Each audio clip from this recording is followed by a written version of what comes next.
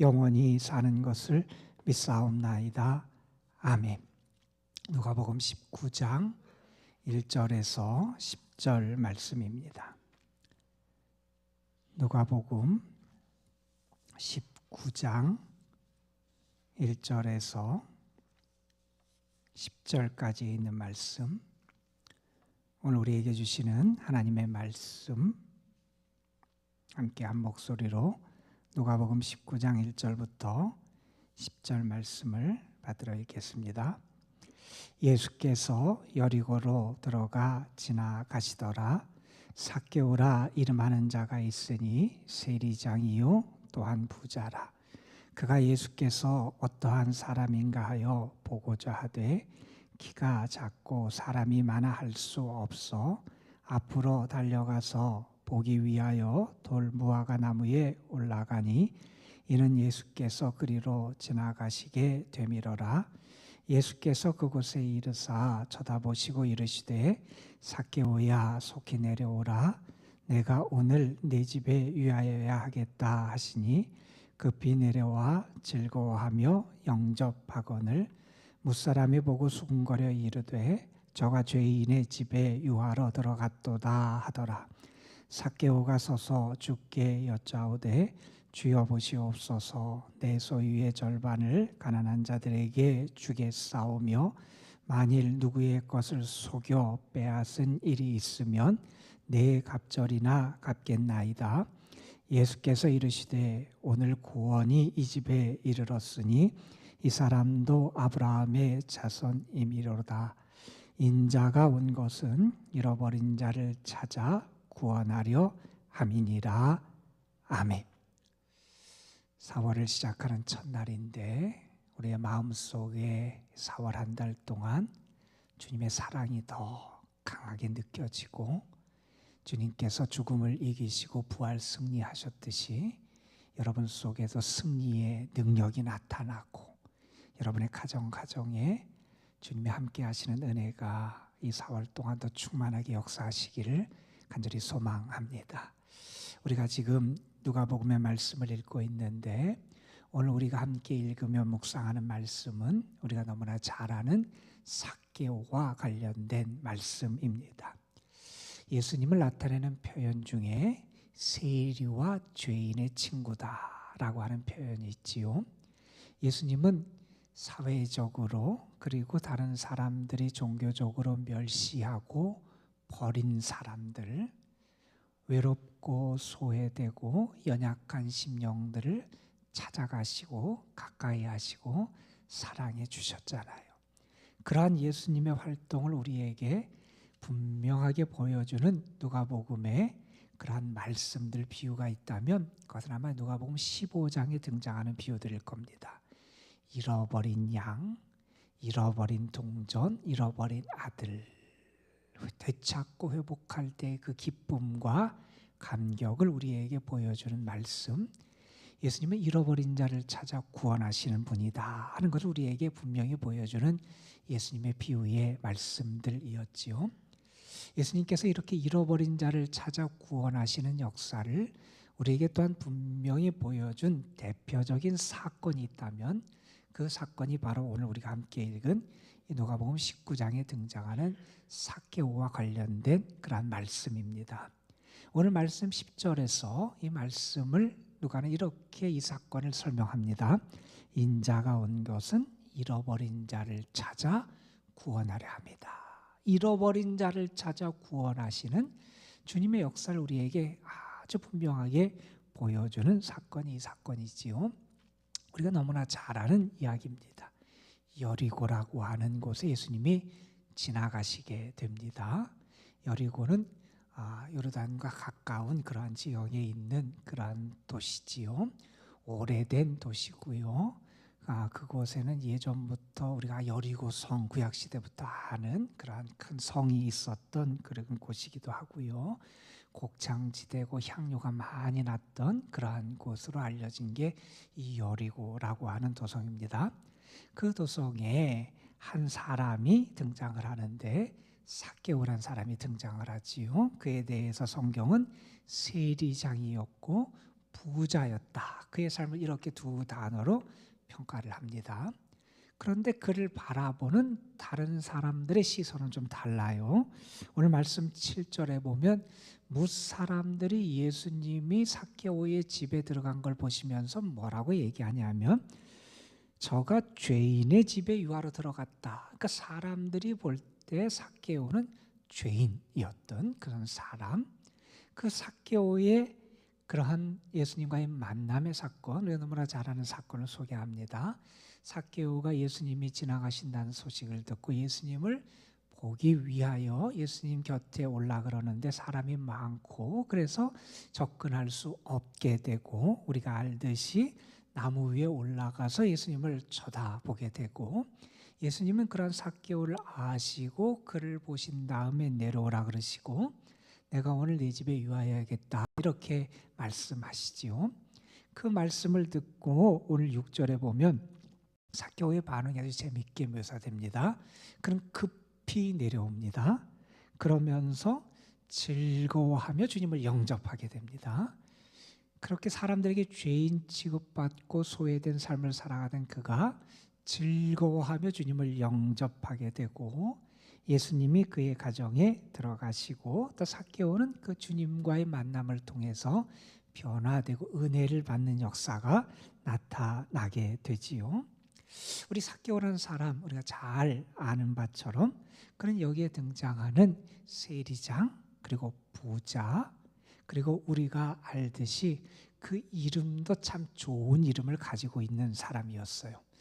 여러분, 삭개오 그러면 우리는 죄인, 세리장 삭개오, 그래서 그의 삭개오라는 이름이 마치 죄인이라는 의미를 나타내는 걸 좀 생각하기 쉽지만, 이 삭개오라는 이름은 히브리어에서 온 이름인데 그 이름 자체의 뜻은 의로운 사람이라는 뜻이에요.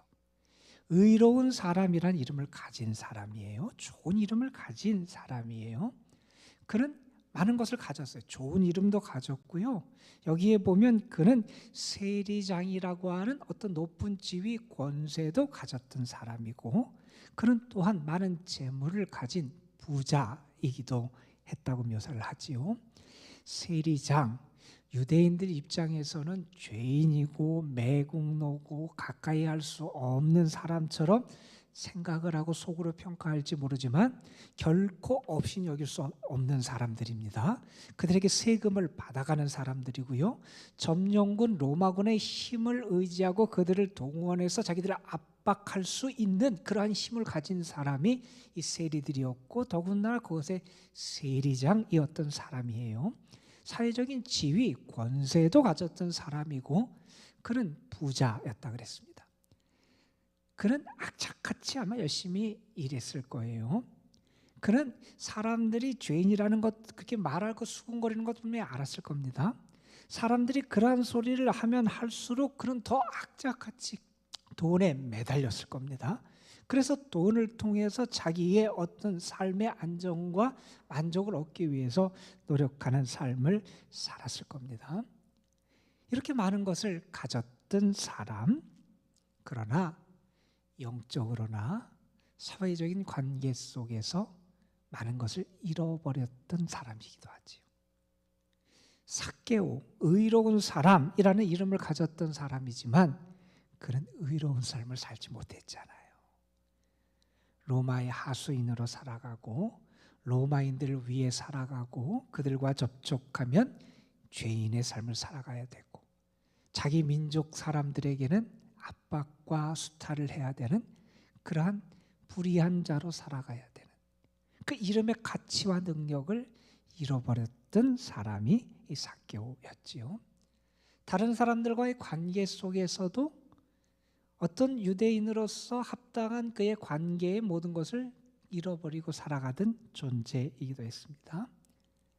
하나님, 그분을 향한 믿음, 의로운 자라고 하는 그의 삶의 근본들을 잃어버리고 살아갔던 사람, 그러니 그의 삶에 만족과 행복이 있기 참 어려웠겠지요.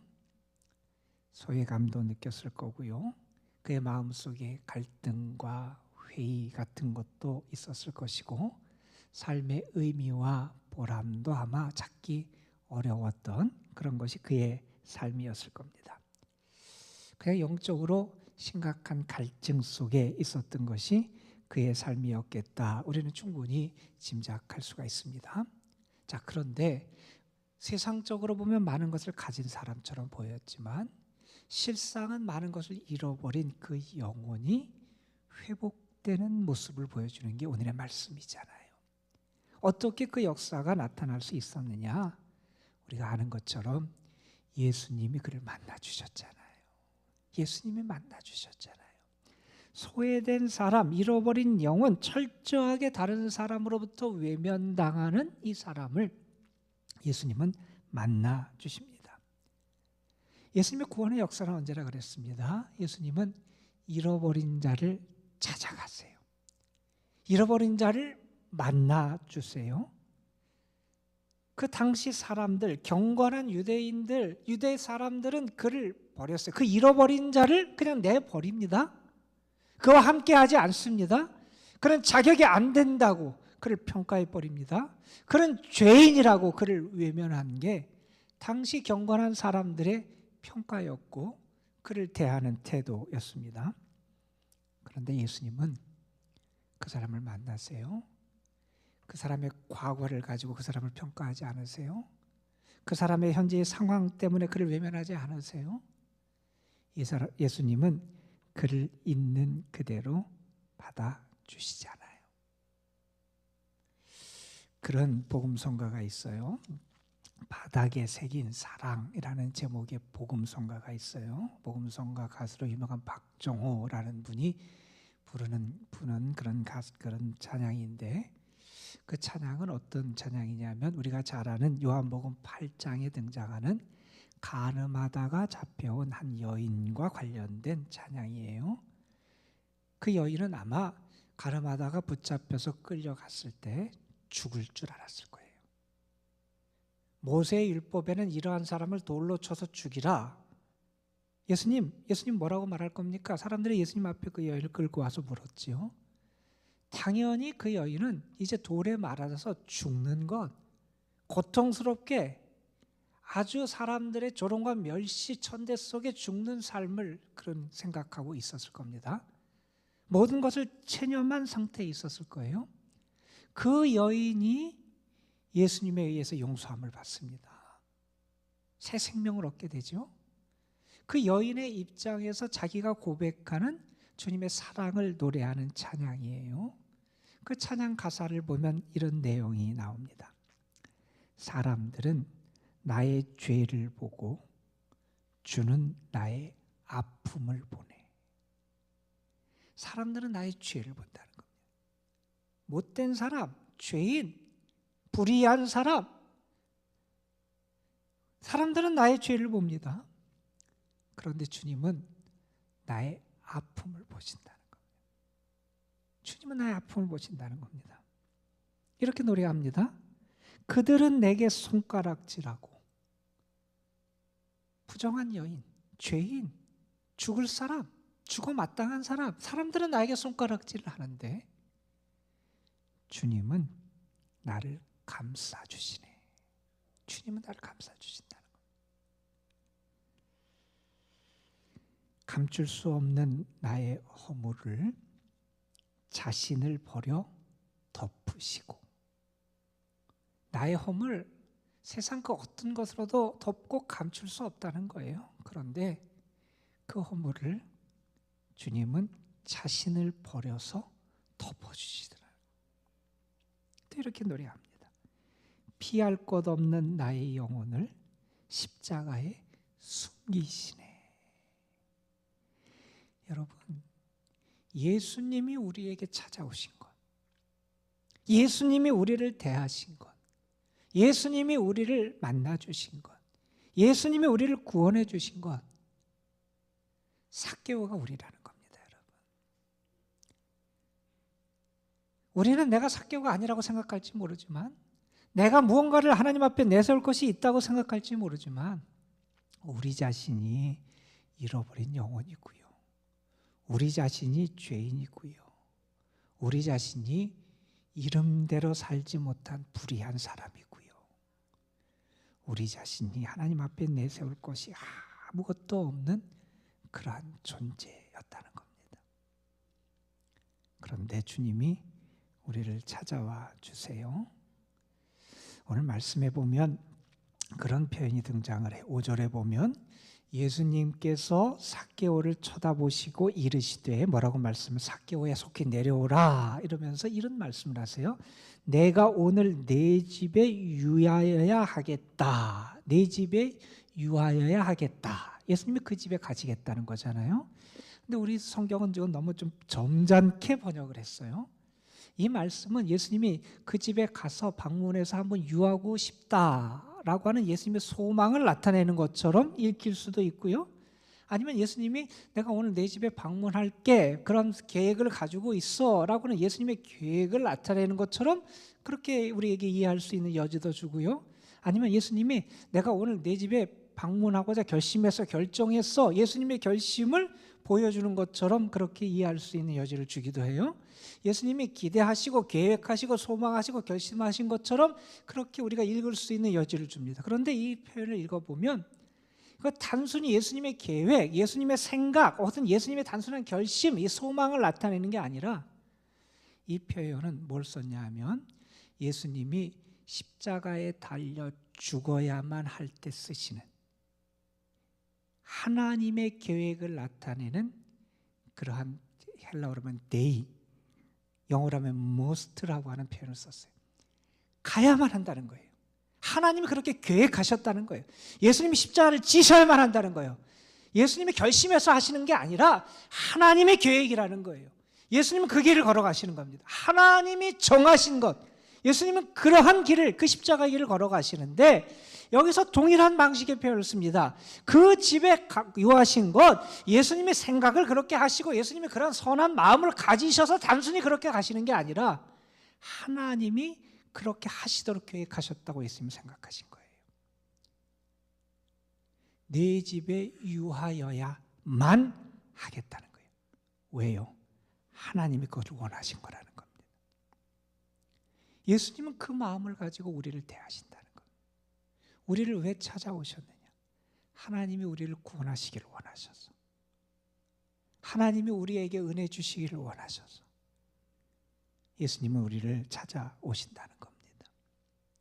주님을 만나면 회복되지요. 오늘 말씀에 예수님은 그렇게 그에게 선언하십니다. 9절에 보면 이 사람도 아브라함의 자손이다 말합니다. 당시 유대인들에게 그런 아브라함의 자손이 될 수 없어요. 죄인이에요. 버림받은 영혼, 잃어버린 영혼이에요. 그런데 예수님은 그를 향해서 아브라함의 자손이라고 말씀합니다. 예수님은 그렇게 선언해 주시죠. 오늘 구원이 이 집에 이르렀다 말씀해 주세요. 얼마나 놀라운 축복이 그의 삶에 나타나는지 모릅니다. 그가 예수님을 만난 다음에 구체적으로 변화된 모습을 우리가 잘 아는 말씀이 8절에 등장을 하지요. 주님을 만나 은혜를 받은 다음에 그가 변화됩니다. 그가 말하지요. 내 소유의 절반을 가난한 사람들에게 주겠사오며 만일 누구의 것을 속여 빼앗은 일이 있으면 내 갑절이나 갚겠습니다.